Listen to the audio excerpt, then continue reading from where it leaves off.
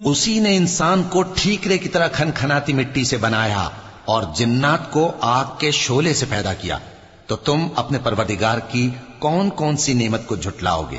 وہی دونوں مشرقوں اور دونوں مغربوں کا مالک ہے، تو تم اپنے پروردگار کی کون کون سی نعمت کو جھٹلاؤ گے؟ اسی نے دو دریا رواں کیے جو آپس میں ملتے ہیں، مگر دونوں میں ایک آڑ ہے کہ اس سے تجاوز نہیں کر سکتے، تو تم اپنے پروردگار کی کون کون سی نعمت کو جھٹلاؤ گے؟ ان دونوں دریاؤں سے موتی اور مونگے نکلتے ہیں، تو تم اپنے پروردگار کی کون کون سی نعمت کو جھٹلاؤ گے؟ اور جہاز بھی اسی کے ہیں جو سمندر میں پہاڑوں کی طرح اونچے کھڑے ہوتے ہیں، تو تم اپنے پروردگار کی کون کون سی نعمت کو جھٹلاؤ گے؟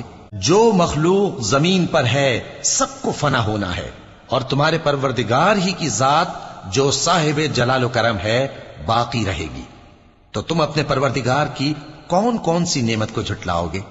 آسمان اور زمین میں جتنے لوگ ہیں سب اسی سے مانگتے ہیں، وہ ہر روز کسی نہ کسی کام میں ہوتا ہے، تو تم اپنے پروردگار کی کون کون سی نعمت کو جھٹلاؤ گے؟ اے دونوں جماعتوں، ہم ان قریب تمہاری طرف متوجہ ہوتے ہیں، تو تم اپنے پروردگار کی کون کون سی نعمت کو جھٹلاؤ گے؟